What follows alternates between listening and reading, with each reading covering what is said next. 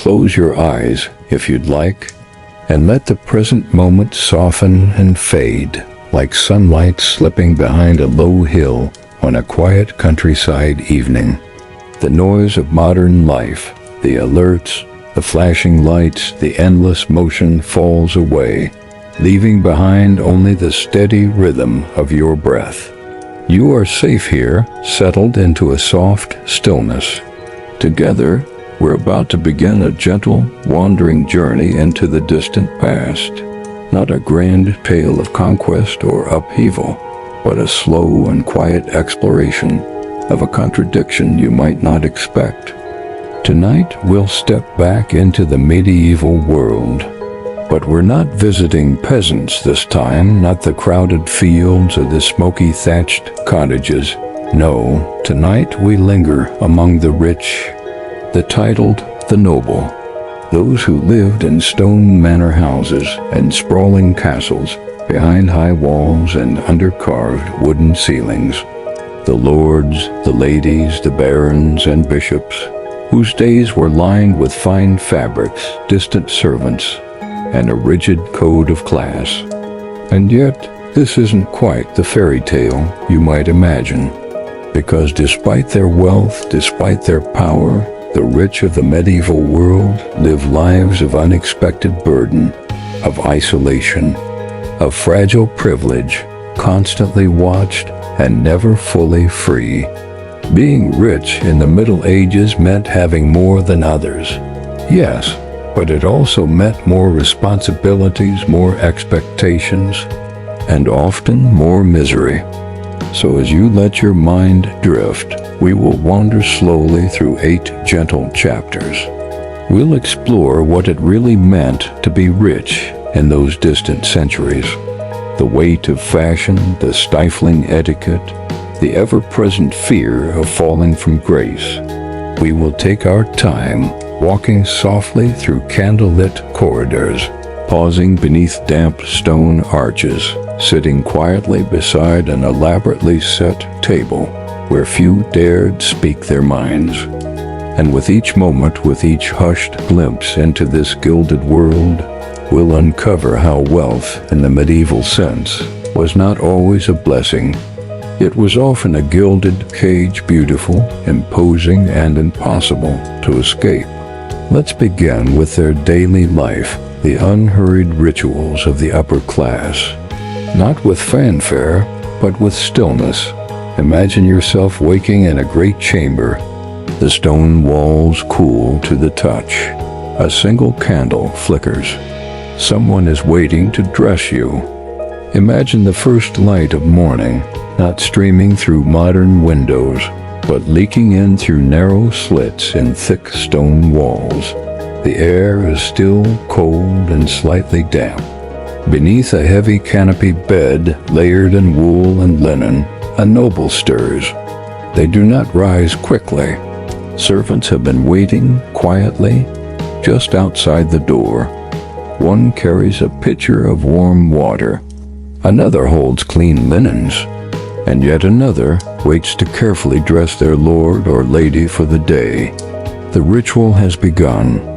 To be wealthy in medieval times meant that one rarely touched the rougher edges of daily labor. But in their place came a different sort of burden, the demand for ceremony, for perfection, for presence. From the moment a noble awoke, their day was no longer theirs. Clothing, for instance, was no simple matter. Wealthy men and women wore layers, chemises and hose, doublets and surcoats, gowns and girdles, each piece precisely arranged according to the fashion and expectations of their station. Colors were not chosen freely, but signaled wealth and alliances. Certain dyes, like deep indigo or rich crimson, spoke of status. The wrong shade or hemline could whisper of scandal. Dressing was not private. Attendants were present not only to assist, but to observe and report if needed. These were not trusted friends, but part of the household machine. Even in the most intimate parts of the day, the rich were rarely alone. Once dressed, the nobleman or lady would descend to the day's first meal.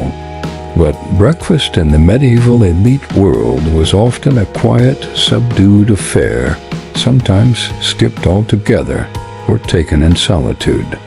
Meals were dictated not by hunger, but by the church calendar, by fasting days, feast days, and seasons of penitence. Rich or poor, no one ate freely. But the rich had the added strain of etiquette. Every meal was an exercise in control. There were rules for how one sat, for how one touched the bread, for how one spoke or didn't speak while others were served. Even silence had a social structure. If a higher-ranking guest was present, one waited, one deferred, one played a role. Imagine yourself now seated in a great hall, the long table before you stretching into flickering shadows. Heavy tapestries line the walls, muffling the sounds of clinking goblets and the low murmur of voices. Your meal arrives not simply food, but a statement. Roasted swan, spiced wine, trays of gilded pastries. But none of it comes to you untouched. Each dish is presented, announced, sometimes blessed, and often shared according to rigid hierarchies. To reach for the wrong piece was to commit a subtle offense, and all the while, you are being watched. The servants observe your preferences. The steward notes your appetite. The chaplain remembers how many times you crossed yourself before eating. Your peers seated nearby measure your manner, your posture, your words. A noble's life was a performance, and the stage never closed. After the meal, the day might continue with the management of estates. Contrary to the romantic notion of endless leisure, many nobles spent hours overseeing their land's tracking tenants, collecting rents, reviewing accounts. But even this, too, was a web of pressures. Mistakes could bring accusations of greed. Too much generosity could be seen as weakness. One's wealth was expected to grow, but never appear to hunger for growth. A balance of image and efficiency had to be maintained.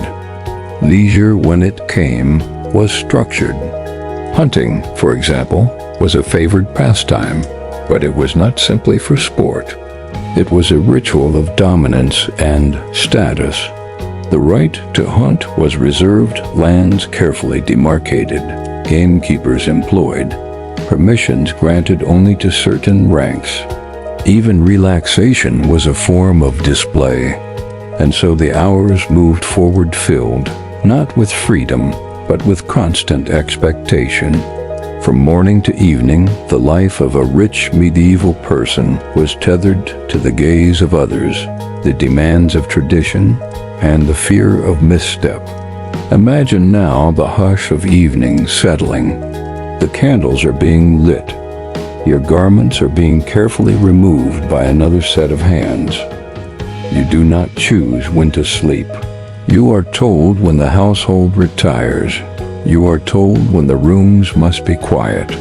And as you lay again beneath heavy covers, the chamber echoing with the distant rhythm of footsteps on stone, you feel the weight not of exhaustion, but of vigilance. Even now, in sleep, you must be ready to wake with dignity. So much of the medieval noble's life was choreographed, a dance of power, of privilege, and of pressure. Their wealth bought them comforts. Yes, but those comforts came laced with obligation, ritual, and a deep, constant awareness of one's place. Now, if you're ready, we will slowly move forward into the realm of relationships. In our next segment, we'll peer into the complicated world of marriage and family among the wealthy. Not just the ceremonies and alliances, but the private burdens and quiet rules that shaped noble households from within. Imagine a grand hall, quiet now, but once alive with the echoes of minstrels, with the rustle of silk, with the steady, deliberate steps of noble guests entering beneath banners embroidered with ancient crests. This hall, though lovely, is not a place of romance. It is a place of transaction, of alliance, of strategy. Here, marriages are not whispered promises, but binding pacts, sealed not with love, but with legacy. For the rich in medieval Europe, marriage was rarely a private affair. It was public, political, and profoundly calculated. Families of wealth and rank did not marry for affection. They married to consolidate land, preserve bloodlines, or gain favor with higher powers. Children were pledged young, sometimes in infancy, with betrothals arranged long before the individuals could even speak their own wishes. The wealthier the family, the more tightly they clung to this tradition, because with wealth came risk, and marriage was one of the few tools to protect what had been earned, inherited, or stolen. Imagine being 12 years old and already bound by contract to someone you've never met. Imagine a young girl, born to a baron, told that her future lies with the son of a neighboring count. She does not choose, she prepares. Her education is shaped by it. Her conduct is monitored with it in mind. And when the day comes, she is led quietly, obediently into the arms of a stranger, in a ceremony thick with incense and expectation. These marriages were often cold, not cruel necessarily, but distant. A noble couple might spend little time together, especially in the early years. The husband may ride off to war or court. The wife may remain behind, managing the household, or bearing child after child in hopes of securing an heir. They existed beside each other, their union symbolic and strategic. Yet within these grand households, family life was not without warmth. There were moments of tenderness, yes, but they were wrapped in protocol. A noble father might take pride in his son's learning or military promise. A mother might smile at her daughter's grace, but affection was rarely shown openly. To show too much emotion was to risk appearing weak or worse, vulnerable. Children of the nobility lived lives that were similarly bound by duty. Sons were groomed to inherit, to lead, to defend titles that may have been won generations earlier.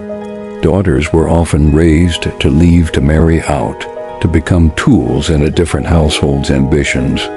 Their education was shaped accordingly. Boys learned Latin, estate management, and military skill. Girls learned to sew, to sing, to pray, and to obey. Discipline was strict. Obedience was paramount. A disobedient child did not simply embarrass a family, they endangered its future. Because in this world everything was tied to name and reputation, a single act of rebellion could lead to gossip. And gossip, for the rich, was no small threat. It could unravel alliances and bring shame. Even the act of childbirth, so intimate and personal today, was layered with expectation and formality. Noble women were expected to produce heirs, preferably sons, and were often judged solely by this ability. But childbirth in the medieval period was perilous. There was no anesthesia. There were no guarantees. Each birth brought fear, not just for the child's life, but for the future of the estate. If no heir was produced, lands might revert to a distant cousin, or worst, to the crown. Imagine now a noble woman in labor, surrounded not by doctors, but by midwives, servants, and perhaps a chaplain. Her chamber dimly lit, heavy with the scent of incense and sweat. Outside, the household waits in tense silence. Will it be a boy? Will the child survive? Will she survive? These are the questions whispered beyond the door. And if the child is a girl, then quiet disappointment may follow, not always spoken, but deeply felt. Another alliance will have to be arranged, another dowry gathered, another hope postponed. Yet, for all this weight, noble families were not devoid of love. Affection bloomed where it could, between siblings, between cousins, even between arranged spouses who, over years, found a kind of understanding. But such warmth was always tempered by the shadows of expectation, because for the rich, family was not just family. It was duty, it was future, it was legacy. Even in mourning, the obligations did not end. When a noble died, whether child, spouse, or parent, the rituals were elaborate. Black clothing, days of fasting, processions, donations to the church. The grief, though real, was wrapped in ceremony, and even in death, the rich were watched. There were tombs to build, masses to fund, legacies to write. A noble's passing was not a private sorrow, it was a moment in the long, careful tapestry of family power. A time to reflect, yes, but also to maneuver, to strengthen alliances, protect inheritances, and ensure that the wealth and name would endure. And so the family moved on. With quiet steps and solemn expressions, the children grew older, the marriages multiplied, the names extended across counties and kingdoms. And all the while, the same question lingered behind every choice. Will the family survive? The life of the rich, from cradle to crypt, was thus entangled in the roots of lineage. There was comfort in that stability, order, tradition, but also pressure, also weight. To be born noble was to be born with a script. Few ever escaped it. Now, if your mind is still wandering with us, let us move softly forward to a different kind of story. In the next segment, we'll explore the mysterious and often lonely inner world of noble castles, the spaces they lived in, the isolation they endured, and the quiet strangeness of life behind stone walls. Imagine yourself stepping through a heavy wooden door, thick with iron bands, into the echoing gloom of a medieval castle.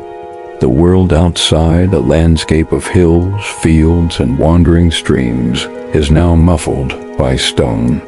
Inside, your footsteps strike hard against the flagstone floor, the sound traveling up along the cold walls, reverberating into vaulted ceilings.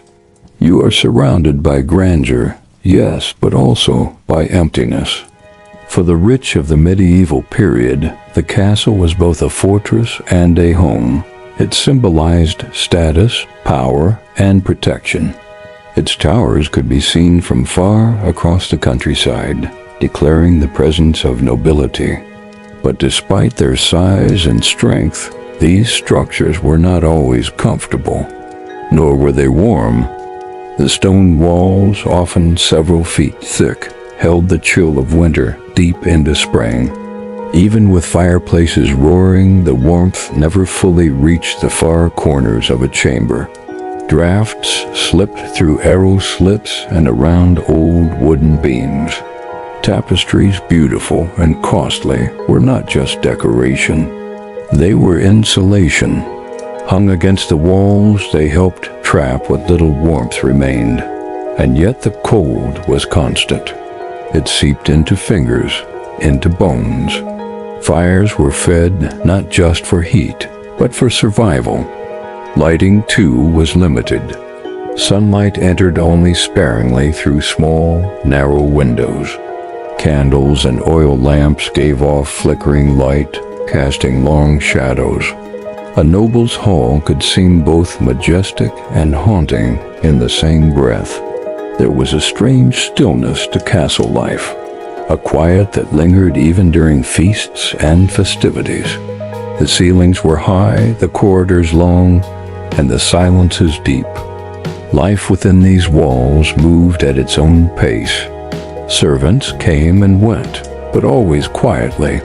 Bells might signal a meal or a visitor or a time for prayer, but much of the day passed in subdued routine. For the nobleman or lady, there was little in the way of spontaneous entertainment. Books were few and precious. Musical instruments were rare. Visitors might arrive after days on the road, but between those visits, solitude was common. And so many nobles turned inward. They embroidered. They hunted when the weather allowed. They oversaw accounts or composed letters to other households. But these were not bustling lives. They were slow, still, waiting, and the castle, for all its luxury, often became a kind of gilded cell. Even the gardens, those small oases of greenery within castle walls, were designed with order and restraint. Plants were chosen for their usefulness, herbs for medicine, flowers for ceremony, vegetables for the table. Paths were neat, fountains rare. Time in the garden was not idle. It was often part of ritual or routine. At night, the castle grew quieter still. After sunset, movement within the halls diminished. Candles were costly. Oil lamps burned quickly. Most of the household would retire early, their chambers secured with heavy latches. Guards patrolled the outer walls, but inside a hushed darkness took over. And sleep, even in the finest chambers, was not always restful. Beds were large but not soft. Mattresses were stuffed with straw or feathers, laid upon wooden frames with ropes or slats. Sheets were made of linen, often coarse. Pillows were few, and without modern heating, nobles slept beneath layers of wool and fur, breathing air that bit at the nose. Outside, the wind howled. Inside, the castle remained still. Torches flickered in sconces. Mice rustled in corners. The air was thick with the scent of wood smoke, old stone, and the faint sweetness of dried lavender placed beneath pillows in hopes of easing sleep. In this setting, isolation was more than a feeling. It was a condition of life. For the noble who lived far from court or city, months might pass without seeing someone of equal rank. Letters were slow, travel was difficult. The rhythms of the household became the entire world. Even among family, solitude could take hold. Chambers were separate, meals formal, conversations cautious. And for those who did not fit the expectations of their role, whether too bookish, too melancholy, or too restless, the castle could feel less like a home and more like a weight pressing silently against the spirit.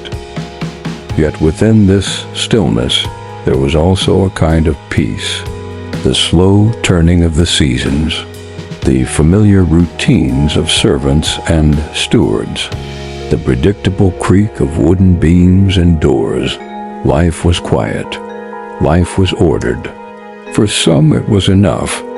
So now, as you imagine yourself sitting beside a narrow window, gazing out into the fog beyond the walls, you might begin to feel the rhythm of this life, the comfort of routine, of silence, of knowing one's place in the turning wheel of household and estate. From this space of stillness, let us gently shift our focus again, for not all the burdens of wealth were contained within castle walls. Some were felt most strongly in public, where appearances had to be managed and reputations carefully guarded. In our next segment, we will walk softly through the intricate world of social display banquets, feasts and festivals, and the exhausting expectations that came with them. Imagine a long hall illuminated by dozens of candles, their flames quivering in the quiet air, casting golden light on polished wood and heavy cloth. The air smells faintly of spices, beeswax, and roasted meat. At the far end of the room, a raised dais holds the high table reserved for the lord, his family, and the most honored guests. Beneath it stretch rows of lower tables, set with goblets, trenchers, and carefully arranged platters. Musicians tune their instruments softly in the corner, and the servants await the signal to begin. It is a banquet, a moment of splendor, of ceremony. But for the noble host, it is not a party, it is a test. In the medieval world, wealth was visible. It had to be. Riches that were not seen, not shared, were considered suspect. A noble's standing depended not just on their lands or titles, but on their ability to demonstrate power in public. And so feasts, festivals, and processions became a kind of theater, one that had to be meticulously planned, precisely executed, and constantly maintained. The guest list was never casual. It had to reflect status, alliances, and favors owed. Seating arrangements were studied. Who sat near whom, who was placed far from the dais, who was offered the best cuts of meat. These were signals. Political messages. Misplacing a guest could cause quiet insult or ignite feuds that lasted generations. The food itself was another message. Dishes were chosen for more than flavor. They spoke of wealth, access, and control. Peacocks redressed in their own feathers. Pies filled with exotic spices. Marzipan sculptures shaped like castles or coats of arms. To serve such fare showed not just abundance, but connection to distant trade routes, to powerful merchants, and to a courtly lifestyle beyond the reach of common men. But each course required weeks of preparation. Kitchens buzzed with labored dozens of cooks, assistants, scullions, and servants working from before dawn until deep into the night. And the noble host oversaw it all. They might not stir the pots, but they approved the menus, checked the guest lists, rehearsed their entrances and toasts. Because if anything went wrong, if the wine soured, the meat arrived cold, the musicians faltered, it reflected poorly on the house itself. And all the while the host was watched. Their posture, their gestures, their ability to speak easily, to show courtesy without submission, to laugh with dignity, to give the right gift at the right moment. A nobleman's poise was part of his authority. A noblewoman's grace was part of her family's standing. Even when exhausted, even when grieving, even when unwell, one had to smile. These gatherings could last hours, sometimes days. And though they appeared festive, they were exhausting. To maintain appearance, to never miss a cue, to dance the delicate steps of politeness in politics, it took practice and no small amount of inner restraint. Outside of banquets, there were other obligations. Weddings, christenings, court summons, religious observances, seasonal festivals, tournaments. For the rich, the calendar was dense with events where presence was not optional. Attendance and performance were part of keeping one's place.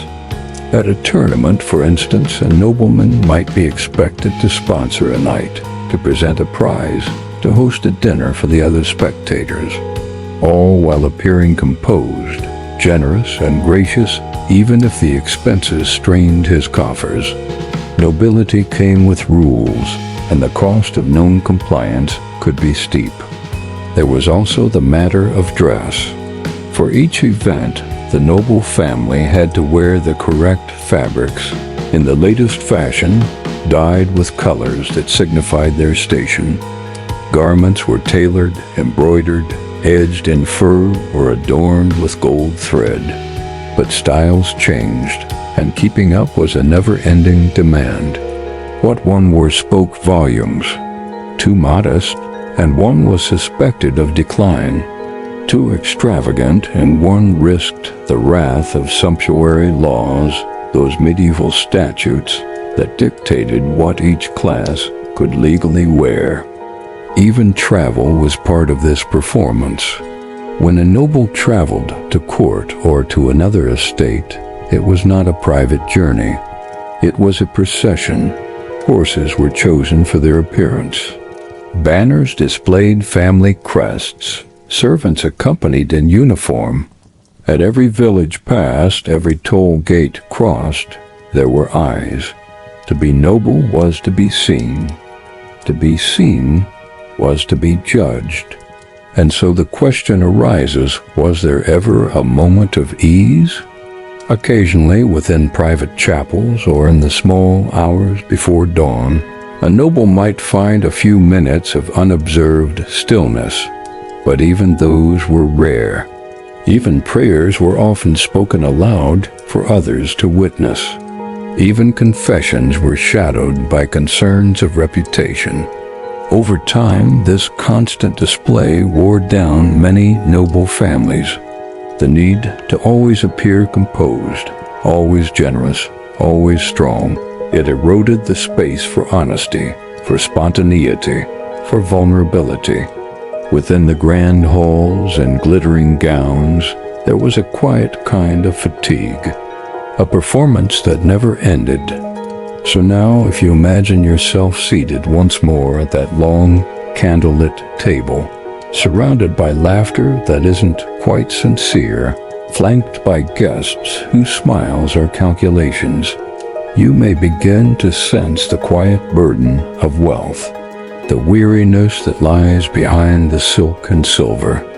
As we let the last echoes of music fade into the quiet night, we will now turn toward a different realm, one that carries its own weight, its own careful steps, the church. In our next segment, we'll explore the complex, often tense relationship between the wealthy and religion, how salvation was bought, displayed, and quietly doubted. Imagine entering a small private chapel, nestled within the high walls of a noble estate. The air is cool and still. Dust floats in the slanted morning light. The scent of old incense clings to the carved wooden pews. A single candle burns near the altar, its flame swaying slightly in the draft that seeps in through the narrow stained glass window. There is silence here, deep, watchful silence. And for the medieval rich, this quiet space was both sanctuary and scrutiny. The church was central to every life in the medieval world. But for the rich, it was something more, an ever-present force, a partner in power, and sometimes a subtle threat. Wealth came with spiritual responsibilities. Nobles were expected to fund chapels, endow abbeys, donate land, and maintain an image of Christian virtue. Their lives, though filled with earthly privilege, were forever shadowed by the question of the soul. From the outside, it might have seemed a reassuring relationship. A noble family could commission prayers, sponsor masses, even purchase indulgences payments made to reduce time in purgatory. In return, they received favor, social standing, and a kind of moral shelter. But beneath the surface, the relationship was more complicated. The medieval church preached that to whom much is given, much is expected. And wealth, while a sign of divine favor, was also a dangerous temptation. Too much gold, too much pride, too much display, it could all lead one away from salvation. Nobles were expected to give, to fast, to confess, to live a life that mirrored Christian humility. And yet, they were surrounded by abundance. This contradiction created a quiet anxiety. Imagine a baron kneeling in prayer, his hands clasped, his shoulders bowed, yet his thoughts circling the taxes he's just raised or the rival he's quietly undermined. His eyes drift toward the golden crucifix he had commissioned, knowing it was paid for with silver wrested from tenants living in near starvation. He says the prayers. He performs the rituals. But inside there is doubt. For the noble woman, piety often took a more visible form. She might be responsible for organizing charity gifts to the poor, donations of grain, clothing for the nearby convent. She might spend hours in the family chapel, reciting the Psalms or the prayers of Saint Benedict. But even here, the pressure was real. Her virtue was watched, her devotion discussed. To appear lax was to risk the family's moral reputation. She was expected to guide her children spiritually, to remain modest despite her silk, to reflect heavenly grace in her every action. Pilgrimage was another path to piety. Rich families would sometimes journey to holy sites, to Rome, Santiago de Compostela, even Jerusalem. But these were not vacations. They were grueling, expensive, dangerous undertakings, undertaken partly in penance, partly in prestige. Pilgrims traveled in groups, accompanied by guards and servants, often bearing heavy burdens as signs of humility. For the rich, the journey was a kind of public confession, a declaration of both faith and wealth. Death and the afterlife loomed large. To die without confession, without absolution, was a terrifying thought.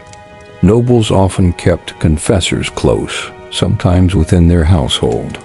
Wills were crafted carefully, listing not just heirs and lands, but exact sums to be given to churches, to priests, to fund prayers for the soul. Some even built chantry chapels, small buildings where priests would say Mass every day forever in their name. Because in the medieval mind, time in purgatory was real and long. And yet, despite all these efforts, many still feared they had not done enough. There was a subtle fear of being judged, not just by God, but by the church itself, the priest who knew your secrets, the bishop who held the power to bless or to shame. Even among kings and queens, the church's favor could shift.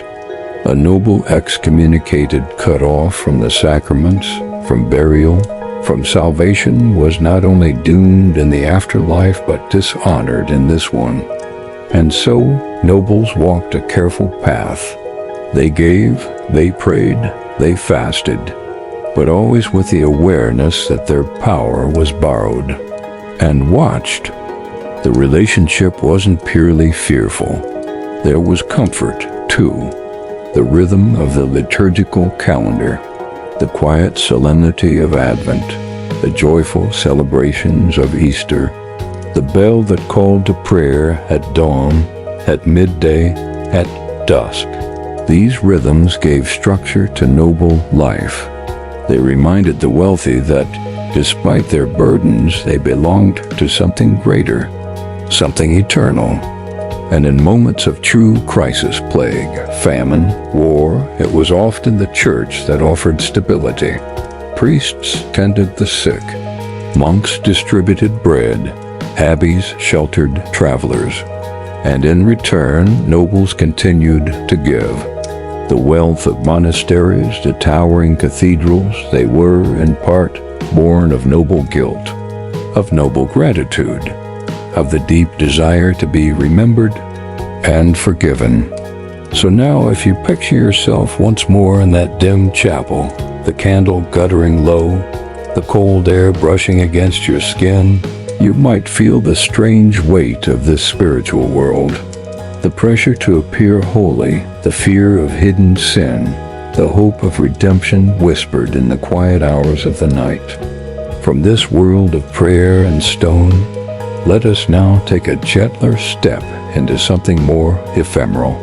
In our next segment, we'll explore the world of beauty, of appearance, of fashion and cosmetics, and how the rich of the medieval world shaped their bodies and faces to match ideals that were rarely kind.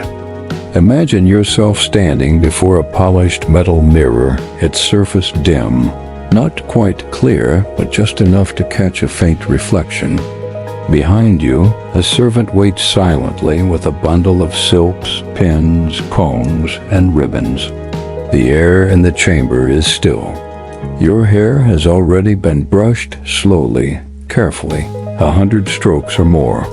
Now begins the task of looking the part. Because in the medieval world of wealth, beauty was not simply a personal pursuit. It was a demand. For the rich, appearance was inseparable from status.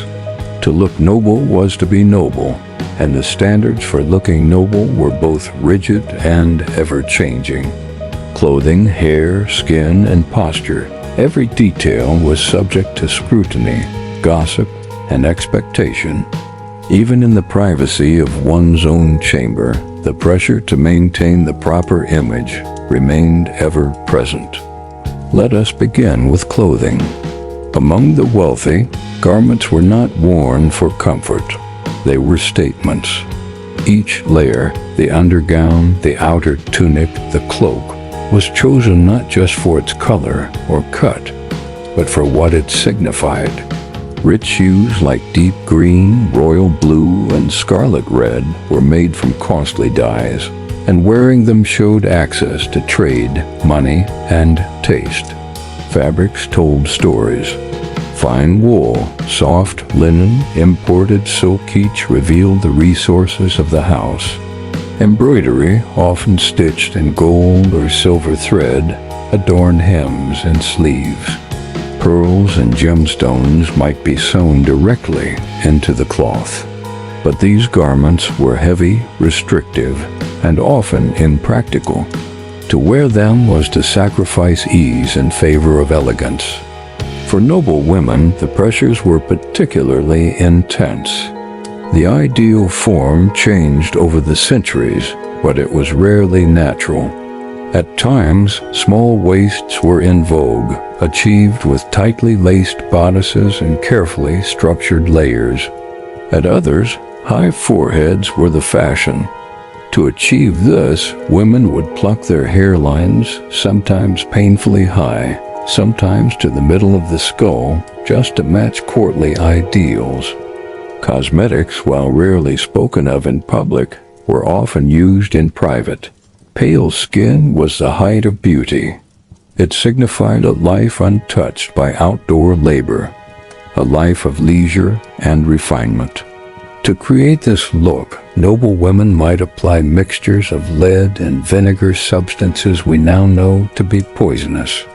But at the time, the risks were not fully understood or were ignored in favor of appearance. Rouge was used sparingly, made from crushed flowers, berries, or powdered minerals. Eyebrows were shaped or even removed. Hair was bleached with sun or with chemicals to achieve lighter shades. Perfumes were dabbed at the wrists and neck, not just for fragrance, but to mask the ever-present sense of smoke, wool, and damp stone that clung to castle life. Men were not exempt from these expectations. Their hair was trimmed in fashionable styles. Beards came in and out of favor. They too wore fitted garments, brightly dyed and ornately trimmed. Shoes were sometimes designed with long pointed toes, curled upward in exaggerated arcs. The longer the toe, the higher the rank, but such shoes were difficult to walk in. Appearances, again, over comfort. And beneath all this pageantry lay another, subtler pressure, the pressure of youth. To age visibly was to risk slipping from relevance. Noble women past their childbearing years often withdrew from public life, entering convents or retiring to secondary estates.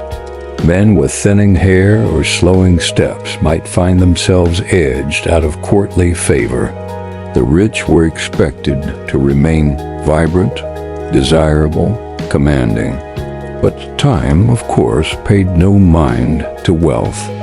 Portraiture, when it began to emerge later in the medieval period, revealed another layer of this obsession. Nobles were painted not as they were, but as they wished to be seen, with flawless skin, perfect posture, and distant, thoughtful expressions. These images were not for the sitter, they were for posterity, for history, for the quiet message they whispered. This person belonged among the elite. But maintaining beauty was expensive, time-consuming, and often isolating. A noble woman might spend hours each morning preparing, not because she chose to, but because she must. Her appearance was a reflection of her house, her husband, her lineage. Any sign of neglect could be interpreted as disrespect or worse, as decline.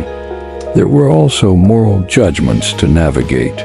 The church often warned against vanity. Sermons reminded women not to paint their faces, not to adorn their hair with jewels, not to seduce the eye. But these admonitions rarely matched the expectations of courtly life, where appearance could make or break a marriage prospect, a favor, a reputation. And so noble women lived between these two worlds, pressed to be beautiful, punished for trying. Now imagine yourself seated again at your mirror, the last pin adjusted in your sleeve, the final ribbon tied at your throat. You do not move quickly. You do not speak. The servant gathers the unused combs and powders. Outside, a bell rings. Another appearance awaits another moment when all eyes will glance your way, when judgment will be silent but sharp. And so the cycle continues. A face maintained, a figure shaped, a presence honed like the edge of a ceremonial blade, never used, but always visible. As we step quietly away from the mirror, we prepare to enter a different kind of world. One not of clothing or candles, but of fear and fragility. In the next segment, we'll explore the many dangers that haunted the lives of the rich, not just from enemies, but from illness, betrayal, and the relentless uncertainty of inheritance. Picture a great hall once more, but this time not filled with music or guests. The torches burn lower. The windows are shuttered. And the murmurs that echo along the stone walls are not the sounds of courtly conversation, but the low voices of servants carrying water, linen, and whispered instructions. Someone has fallen ill. And in the Middle Ages, even the richest could not buy immunity. Illness in the medieval world was a constant presence. It drifted silently through households and cities, through palaces and peasant huts alike. There were no vaccinations, no antibiotics, no true understanding of contagion. And while nobles could afford more space, better food, and finer bedding, they could not escape the reach of disease. Plague was the great terror. When it came swiftly, without regard for wealth or title. Entire noble families were wiped out within days. The Black Death alone felled barons, bishops, and royal children with brutal efficiency. Its presence made no distinction between highborn and low. The rich, in their stone fortresses, discovered they were no safer than the shepherd in the hills. Other diseases, too, haunted noble life. Tuberculosis, known then as consumption, crept through families slowly, draining strength over months or years. Fevers came without warning, and often ended with trembling prayers and hastily written wills. Childbirth, as we've seen, remained a constant threat to noble women. A single complication could bring death, even in the finest chambers, even with the best midwives. And then there were the treatments. Bleeding, purging, herbal remedies, and prayers. The options were limited and often as dangerous as the illness itself. Wealth allowed access to the best physicians, yes, but the best physicians of the age still worked with little understanding. A diagnosis might depend on the color of the patient's urine or the balance of their humors. There was no antiseptic, no anesthesia. Recovery, when it came, was slow and uncertain. Beyond disease, there were other dangers, the quieter ones. Political unrest, betrayal, poisoned meals.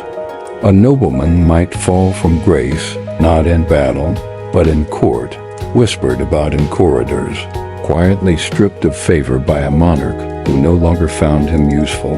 Titles could be revoked, lands seized. Wealth was not always protected by law. It was protected by loyalty, alliances, and caution. And none of those were permanent. Even within households, betrayal was possible. Servants might spy, stewards might steal. A wife or cousin might be drawn into a rival's cause, and among siblings, rivalries could fester, with inheritance laws often favoring firstborn sons.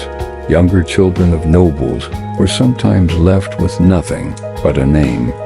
This bred resentment, competition, and occasionally rebellion. The noble family's holdings were a prize to be defended, not only from outside threats, but from within. And so much of a noble's energy went into managing those risks, marrying wisely, writing careful wills, watching who visited, who lingered, who listened too closely. And when death did come, whether by fever or by force, another uncertainty loomed: succession. A noble line without a male heir could be extinguished in an instant. Lands divided, castles inherited by distant cousins, families torn apart in legal disputes. Daughters, even well-married ones, had little say, and even when sons were present, disputes often erupted. Did the eldest deserve everything? Was the second son promised a manor? Had a secret will been drafted? These uncertainties could lead to years of strife, families divided, estates broken, even war. Because in the Middle Ages, power was land, and land passed through bloodlines like water through narrow channels, easily blocked, redirected, or lost entirely. Imagine now a noble woman pacing the gallery of her castle, her husband ill, her son still a boy. She counts the days, the signatures, the seals required to secure their claim. She fears not only death, but what comes after, the confusion, the chaos, the challenge to her child's future. Or imagine a nobleman seated alone in his solar, aware that he has no heirs, only nephews whose loyalties he cannot trust. He writes letters, he revises his will, he prays, but he knows that once he is gone, the game begins. Even the greatest houses' names etched into history fell prey to these forces. The wars of the Roses in England, the feudal conflicts of France and the Empire, the succession crises of kingdoms from Castile to Hungary. Behind every clash of armies was a question of inheritance, legitimacy, and control. Wealth brought many comforts: warm beds, fine food, loyal servants. But it brought no guarantees, no peace of mind, no shield from treachery, illness, or fate. And so, noble life, while seemingly enviable from afar, was in truth a fragile thing, built not on solid stone, but on shifting sands, of health, of politics, of bloodlines, and of time. Now, let us step gently onward. In our next and final segment before the closing reflection, we will explore the strange contrast between noble lives and those of the Church's elite monks, bishops, and abbots who held wealth of their own and often lived parallel lives of privilege and quiet power. Imagine a great abbey rising out of the mist, its stone walls softened by ivy, and its bell tower reaching calmly into the pale morning sky. A flock of birds rises in a hush above the rooftops, while inside the monks begin their morning prayers. The chant is low, even, and slow as sound that rolls like fog across the flagstones. This is not the world of sword and velvet. This is the world of cassocks and scripture. And yet, beneath the simplicity lies something very familiar to the noble class: wealth. The upper ranks of the church lived lives that in many ways mirrored the secular elite. Bishops, abbots, priors, they held lands, collected rents, and hosted feasts. They presided over territories, dispensed justice, and advised kings. And though they wore robes instead of doublets, their daily existence was steeped in a gentle, curated luxury. Monasteries themselves were often rich beyond imagining, endowed with land by kings and nobles eager to secure their place in heaven. These institutions managed vast agricultural holdings. They employed tenants, brewed ale, raised livestock, and traded in wool and wine. Over time, many grew into centers not just of prayer, but of economic power. Inside, the wealth was visible, but softened by tone and tradition. Cloisters carved with intricate designs. Libraries filled with illuminated manuscripts. Refectory tables set with glazed pottery and honey-sweetened bread. These were not poor men. They were administrators, landowners, spiritual leaders, and they moved through their days with the calm rhythm of bells and the confidence of long tradition. Unlike nobles, clerics were not bound by bloodline, though many came from noble families. Instead, advancement was tied to education, piety, and very often political favor. A clever, well-connected monk could rise from obscurity to the rank of abbot or even bishop. And with that rise came influence. A bishop could sway decisions at court. An abbot could determine how dozens of villages were taxed and governed. Some wielded more power than the barons who knelt beside them. Yet, like their secular counterparts, the high clergy bore weighty burdens. They were stewards not only of land, but of souls. Their decisions impacted the spiritual and material lives of thousands. They were expected to embody virtue, to manage wealth without appearing greedy, to maintain a cloistered calm even as political storms swirled beyond the walls. There were rituals here too. Elaborate liturgical calendars shaped every day, every hour. Prayer was not optional. It was the thread that bound the community. Monks rose before dawn, prayed 7 times a day, fasted, and observed silence during prescribed hours. For abbots and priors, this rhythm was accompanied by meetings, land disputes, correspondence, and the constant balancing of sacred and practical concerns. And they were watched. Just as nobles were judged by their peers, abbots were observed by visiting officials, papal legates, and even the monarch himself. A monastery that slipped into mismanagement might lose favor. An abbot too fond of feasting might be quietly replaced. Appearance mattered, even here. But there were advantages. While nobles braved court intrigue and battlefield politics, clerics lived behind walls, protected by the sanctity of their station. They moved in different circles, and their wealth was rarely taken from them by force. Their security lay not in armor or alliances, but in their place within the spiritual structure of society. Still, they were not without fear. The threat of heresy loomed. Accusations of corruption, misuse of funds, or lax discipline could bring inquiry. And though they did not inherit wealth through birth, they faced a different kind of succession. Upon a bishop's death or an abbot's retirement, a new figure would rise, often a student, sometimes a rival. Ambitions within monasteries were rarely spoken, but always present. And unlike the nobility, whose legacy was carved in coats of arms and family trees, clerical legacies were written in stone and scripture. A new chapter house built, a manuscript copied, a rule enforced. Their immortality was quieter, more symbolic, but no less pursued.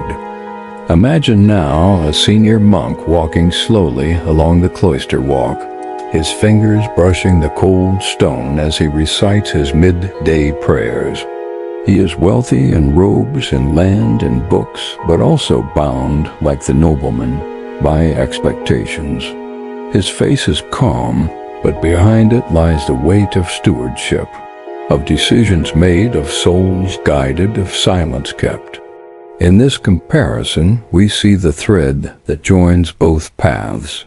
Whether secular or spiritual, wealth in the Middle Ages came with vigilance, performance, and a deeply rooted fear of loss, whether of status, of salvation, or of self. Now, as we prepare to close this journey, let us return to a quieter place. Let us reflect gently on the strange burden of being rich in medieval times, the comforts they held, the chains they could not see, the endless effort to preserve a life that, though gilded, was never truly free. Now let the imagery soften, the candlelight fades, the footsteps in the halls grow fewer, the bells in the cloisters have rung their final note for the night. The castle is quiet, the chapel still, and across the hills, veiled in mist, the distant fields rest beneath the hush of starlight. We have wandered together through the hidden corridors of medieval wealth, through chambers lined with tapestries, across long tables set with gilded plates, past gardens designed for solitude rather than joy. We have glimpsed the heavy robes of bishops and the silent steps of servants. We have watched noble children dress for marriages they did not choose, and noblemen sign documents in candlelit studies, fearing the tremor in their own hands. To be rich in the medieval world was not the dream we might imagine. It was a life of comfort, yes, but comfort defined by duty, bound by appearances, monitored by tradition. It was a life lived on a stage where every action was performed for others, and every misstep might echo through generations. The nobleman rose early, not to greet the morning, but to meet his obligations. The noblewoman dressed not for delight, but for scrutiny. Their children were born into expectations they never set, and their estates, their titles, their names, those things they clung to most, could be lost in a single fevered night, or with a signature sealed by a rival. The monasteries, the manor houses, the royal courts, each offered security of a kind, but it was a guarded peace, a fragile order, and through it all, the rich were watched, by neighbors, by rivals, by the church, by their own servants, by the gaze of history. We may envy their silks, their stone homes, their carved furnishings, but would we envy the rest, the isolation, the pressure to conform, the fear that nothing was ever truly yours, not even your thoughts, not even your future? In the quiet of their wealth, they often found only more silence. And now, as your breathing softens, as the stories settle into the gentle rhythms of rest, perhaps you feel that hush that lay beneath all things in their world. A hush broken only by the wind through the trees beyond the manor walls, or the slow toll of a chapel bell. Their lives were heavy with gold, but the gold did not warm them. Their names were written in record books and carved in tombstones, but not always spoken with joy. Their castles stood tall, but they cast long shadows. And so we return to the present, to the softness of your blanket, the hush of your own room, the gentle, distant hum of life in a world where wealth does not define your soul, where rest is not a performance but a right, where sleep comes not through vigilance but through peace. Let your eyes grow heavier now. Let the centuries slip away, the noble halls fade to memory, the rituals fall silent, and in their place only quiet, only breath, only sleep. Good night.